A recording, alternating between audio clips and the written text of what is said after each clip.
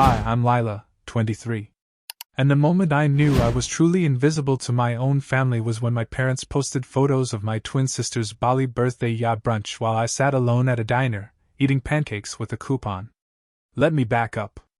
Our birthday is July 14th, Bastille Day, fireworks and all. Growing up, we always had joint parties. Matching cakes, joint presents, which always somehow leaned her way, and a chorus of "Happy birthday to the twins!" from relatives who didn't even try to remember which of us liked chocolate and which of us was allergic to it, me. But this year, things were different. This year, she turned 23 in a private beachfront villa in Seminyak surrounded by rose petals and drone photographers. I turned 23 with a voicemail from my mom that said, "Oh shoot, is it today? We've been so jet-lagged." Yeah. Jet-lagged. From the international flight they paid for in full. For her. Only her. The Bali trip was something they'd apparently been planning for months. A deserved treat for her stressful year, post-grad. Meanwhile, I'd spent that same year juggling 2 jobs and finishing night school in a hoodie with holes in it. I found out about the trip through Facebook. No, seriously. My mom posted a "So proud of our globetrotter" collage the week before, tagging half of Indonesia in the captions. My sister didn't even tell me. When I called to ask what was going on, my dad said, "You didn't mention wanting a party." Oh, I'm sorry. I didn't realize I had to file a request form to not be forgotten by the people who made me. On the day of, while my sister was sipping something tropical on a floating tray in an infinity pool, I sat in a cracked booth at a local diner, eating dry pancakes with the free birthday breakfast deal they give anyone who shows ID. The waitress lit a single candle in my hash browns. I cried. She gave me a free refill and didn't ask questions. That night, I saw the live stream. Yep, they hired a videographer. There were fireworks. Balinese dancers. Matching silk pajamas for all the guests. My mom did a toast where she said, "You've always been the light of our lives, Ava. Watching you blossom has been our greatest joy." I shut the laptop. I didn't need to hear the rest. I didn't even leave a note. I just packed a duffel bag, grabbed my sketchbook, and walked out the front door of the apartment they hadn't helped me pay rent on in over a year. I caught a bus at 3 a.m., to nowhere in particular. Just away. Somewhere I could exist without being a shadow cast by someone else's spotlight.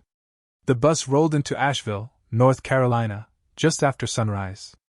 I'd picked it because it was the cheapest ticket out of town that didn't end at a rest stop or require a passport. I'd never been there before. Didn't know a soul. But the air smelled like pine needles and warm pavement and possibility, so I figured it was as good a place as any to start over. I booked 3 nights at a tiny hostel above a bookstore with creaky floors and mismatched curtains. My room had a twin bed, a cracked window that whistled at night, and a view of a dumpster. 5 stars, if you asked my mood at the time. I spent the first day walking. No destination. Just moving because my mind wouldn't stop replaying that video of Ava popping champagne in a rented Balinese robe while Mom gushed into the camera. Every click of my boots on the sidewalk was a tiny rebellion. Every block I put between me and them felt like breathing for the first time. That second night, I found a chalkboard sign outside a coffee shop that said, "Open mic tonight, sing, read, scream into the void." So I did. I got up there with a napkin full of scribbled poetry I hadn't read out loud since high school and just let it out. I don't remember what I said. Something about being the twin who disappeared in every photograph. About how silence can feel like screaming when no one listens. The room was quiet when I finished. Not judgmental quiet. Reverent. Then one girl clapped. Then another. Then the whole room. It wasn't a standing ovation, but it felt like being seen. Afterward, a guy named Jude with blue-stained fingers and a camera slung around his neck came up and said, "You write like someone who's bleeding stars." I laughed so hard I snorted. First genuine laugh in weeks. He said he ran a zine and asked if I'd submit. I said yes before I could talk myself out of it. That night I didn't cry. I made ramen on a hot plate and sketched until 3 a.m., under the glow of a desk lamp that buzzed like a drunk mosquito. Back home, wherever that was, I imagined my parents uploading more beach photos. I imagined Ava in another matching outfit, laughing into another flute of something gold and expensive. I didn't check. I didn't want to know. Because in a tiny city I'd never been to, surrounded by chipped paint and strangers who actually listened, I felt something I hadn't in years, real. And maybe, just maybe, that was worth more than any $20,000 party could ever buy. Jude introduced me to the rest of his unofficial art crew. The next morning over greasy waffles at a diner where the booth cushions were duct taped, and the coffee was strong enough to melt enamel. There was Mira, who painted with melted crayons and had a shaved head and glitter on her eyelids at all times. Jamal, a quiet photographer with a contagious laugh who only shot on film. And Danny, who said she made sound art, which turned out to be a mix of poetry, static, and whale noises that somehow made you cry. They welcomed me like I'd been missing and just found my way home. Nobody asked why I left. Nobody asked what Ava did or how my parents could possibly forget their other daughter existed. They just saw me, Lila, not the twin, not the quiet one. Just me. Jude offered me a corner of his studio to work in. It was really more of a basement with one good lamp and a mildew problem, but to me, it was a cathedral. I pinned my sketches to the wall, started writing again, even tried painting for the first time since sophomore year. It was terrible. Gloriously terrible. But it was mine. One afternoon, Mira walked in while I was layering charcoal over an old poem and said, "You know, this feels like something. Like something you show people." I shrugged. "It's just what spills out when I don't filter." She grinned. "Exactly. That weekend, we hosted a pop-up gallery in an abandoned parking garage.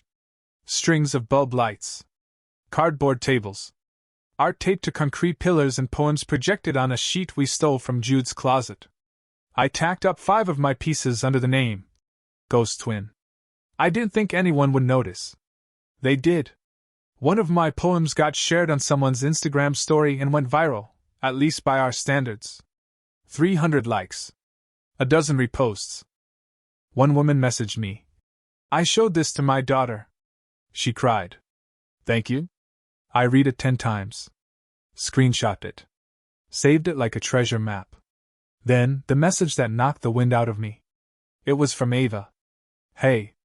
I saw your poem. Is this about us?" I stared at the screen for 5 straight minutes. I'd blocked her number, but apparently she still followed my art page. I didn't respond. What could I say? "Sorry your birthday bash was slightly haunted by the sister you forgot existed." No. Not yet.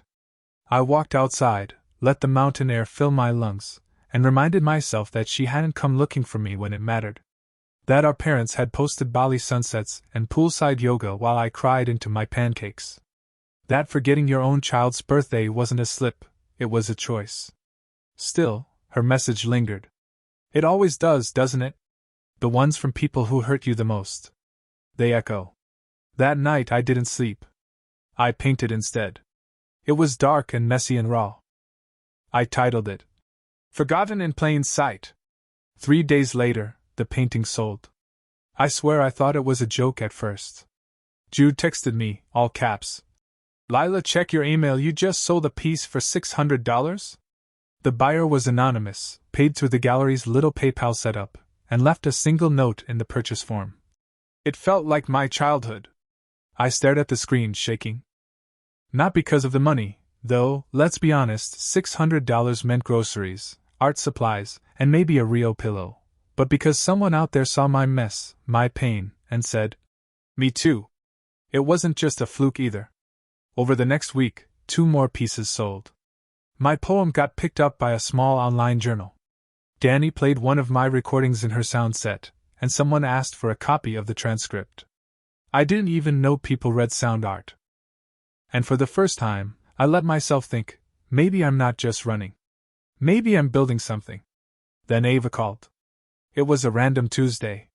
I was in the corner of the studio, headphones on, charcoal under my nails, when Jude tapped my shoulder and handed me his phone. "She says she's your sister. She sounds different." I almost didn't take it. Almost let it ring out.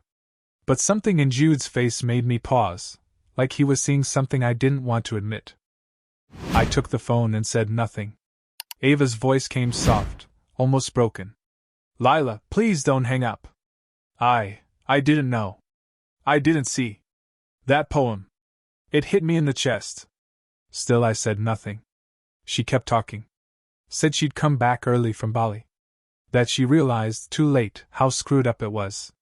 That the moment Mom toasted to her being the light of their lives, she felt like something inside her shattered. It should have been both of us, she said. And I let them forget you. I'm so sorry. I let the silence stretch. My heart was beating so loud it hurt my ears. Where are you? She finally asked. Please. Let me come see you. And that's when I found my voice. I'm where I've always been, Ava. In the background. But not anymore. I hung up. Not because I hated her. But because healing wasn't going to come from a single tearful call and a guilt-ridden apology. I needed time. Space. Maybe forgiveness, eventually. But not a reunion photo op. Not another scripted twin moment where she cried and I stayed quiet. No. I was done being the background noise to her highlight reel. That night, I painted something bold, reds and oranges, all flame and fury, and titled it, Not Despair. And I slept with the windows open, unbothered by the wind. The knock came a week later. Not a metaphorical one. An actual knock, on the studio basement door, right as I was hanging a new canvas to dry. Jude peeked his head down the stairs. Hey. So. There's a woman upstairs? Says she's your mom. Do you want me to release the fire escape raccoons or? I froze. He must have seen something in my face because his tone shifted. I can tell her to leave. Seriously. I've done it before. Solicitors, angry exes, one guy trying to sell vacuum subscriptions. But I shook my head. No. I'll go up. The last time I'd seen my mom, she was wearing a sun hat in Bali and holding a champagne flute in one hand and my sister's waist in the other. She hadn't noticed I wasn't in the frame. Or in the country. Now? She was standing in front of a corkboard filled with poetry flyers and missing cat posters, wearing a jacket she probably hadn't ironed and a look I couldn't quite place. Wasn't guilt. Wasn't control. Maybe it was unfamiliarity. Like she was meeting me for the first time. Hi, sweetheart, she said. Her voice cracked halfway through the second word. I didn't respond. I waited. She wrung her hands. I didn't come here to beg. Or explain away what we did. I know what we did. Still, I said nothing. She took a breath. Ava told me about the poem. The show. The everything. I looked you up. I read all of it. And I realized, I don't know my daughter at all. I know your birthday. Your blood type. But not your heart. That landed hard. She stepped forward slightly, then thought better of it. I forgot your birthday, Lila. I didn't forget you. But maybe that's worse. Maybe I only remembered the parts that were easy to love. There it was. Honesty. Ugly and stumbling, but real. I crossed my arms. You raised twins. But you parented one. She blinked. I know. And now you show up when I'm finally okay? When I've built something without you. I'm not here for credit, she said. I'm here because I miss my daughter. The one I didn't bother to see. And if she ever wants to talk, I'll be waiting. No pressure. No speeches. Just a mom who's learning. She slid something onto the table, a tiny envelope. There's nothing fancy in there. No money. Just my number. In case you ever want to hear my voice again. Then she turned, walked out the door, and didn't look back. I didn't open the envelope. I tucked it into the pocket of my paint-stained hoodie and went downstairs. That night, I painted until my hands cramped. Not out of rage, not out of hurt. But out of something heavier, grief. Grief for the mom I never had. The birthday parties that never came. The versions of me that were never enough. I titled the painting, All the Candles That Never Got Lit. And I hung it in the gallery window, under my real name. Not Ghost Twin. Just Lila. Ava showed up 2 days later, unannounced, which seemed to be the family style now. No limo, no luxury luggage, no curated outfit with 6 coordinated accessories. Just jeans, sneakers, and a ponytail that screamed, "I haven't slept in a while and I don't care who knows it." She stood awkwardly by the basement stairs, holding 2 coffees. "I didn't know what kind you liked," she said. "So I guessed." That sentence alone nearly broke me. Because for 23 years, no one in my family had ever needed to guess anything about Ava. She was known. Memorized. Labeled. While I'd lived in the margins like some understudy no one remembered to check on. "I haven't opened your texts," I said flatly. "I know. I didn't open Mom's envelope either." "I wouldn't have," she said. And I believed her. Because for the first time in our lives, Ava wasn't performing. She wasn't glowing with camera-ready perfection. She looked like someone who'd finally walked off the stage and realized she didn't know where to stand. "I read everything," she said, eyes flicking toward the painting in the window. "All the candles that never got lit." I nodded. "It's not subtle," she laughed dryly. "Neither was the way we grew up." She set the coffees down on a stool and pulled something out of her bag. A notebook. The old kind, spiral-bound and half full. "I found this in our room. From high school. You used to write poems in it when you thought no one was watching. I took it. I don't even know why. I think I was jealous."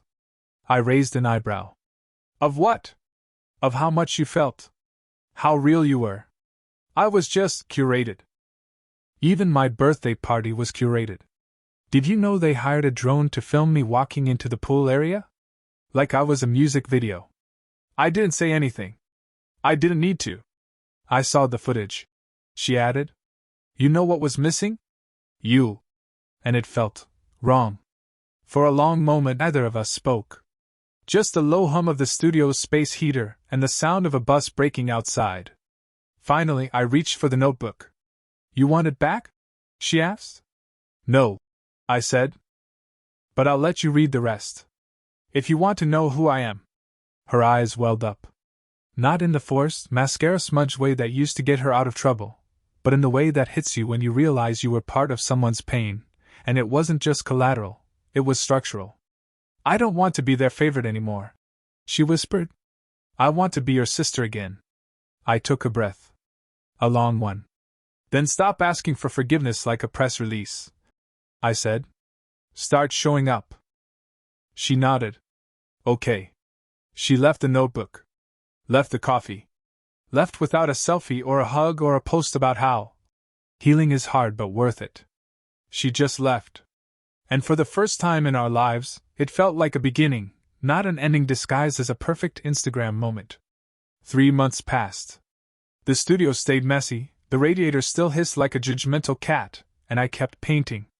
Writing. Creating. Not for validation this time, but because my hands had finally remembered what it felt like to speak without permission. Ava started coming by once a week. No drama, no declarations. Just quiet effort. Sometimes she brought food, always the wrong order, which weirdly made me love her more. Other times she just sat on the floor and read my old notebooks while I sketched. She never asked to post it. Never turned me into content. Just listened. Learned. One Thursday afternoon, she came in holding a flyer. "Asheville Arts Collective is doing a sibling exhibition. Themed shared space." She paused. "You think we could submit something? Together?" I blinked. "You want to collaborate?" She nodded. "Not to steal your shine. To stand beside it." So we did. We called our piece Room for Two. It was a diptych, one side painted by me, chaotic and textured and full of deep reds and jagged silhouettes. The other by Ava, soft washes of blue and scattered mirror fragments glued to canvas. We mounted them to face each other, like two halves in conversation. The night of the exhibit, people stood between our work and whispered.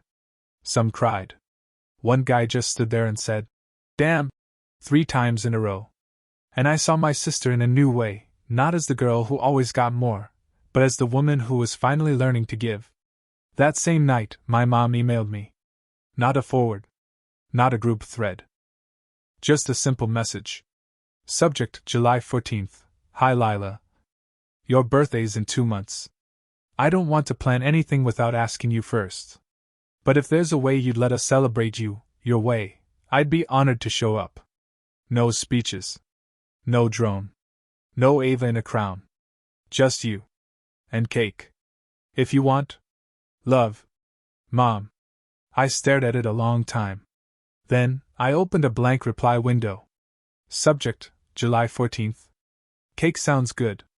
Lila. That was it. The day came. My birthday. Our birthday. But this time, it didn't feel like Ava's show with me as the understudy. This time, it felt even. We held a small backyard dinner at a friend's house. String lights, real plates, and homemade sangria. No videographers. No toast scripts. Just laughter and warmth and a playlist we made together. Mom brought a cake. Chocolate ganache with "Happy Birthday, Lila and Ava," written in the worst piping I'd ever seen. I told her it was perfect. She cried. Again. Near the end of the night, Ava leaned over and whispered, I know I can't undo 23 years. But if you'll let me, I'd like to start learning how to do the next 20 right. I raised my glass. Then start by passing the damn ice cream before it melts. Everyone laughed. Even me. And for the first time in my life, I wasn't the forgotten twin. I wasn't the background. I wasn't the mistake they didn't realize they made until it was posted online. I was just Lila. Seen. Heard. Celebrated. No Bali sunsets. No rented villas. Just one tiny backyard, one crooked cake, and one very real beginning. And honestly, it was more than enough.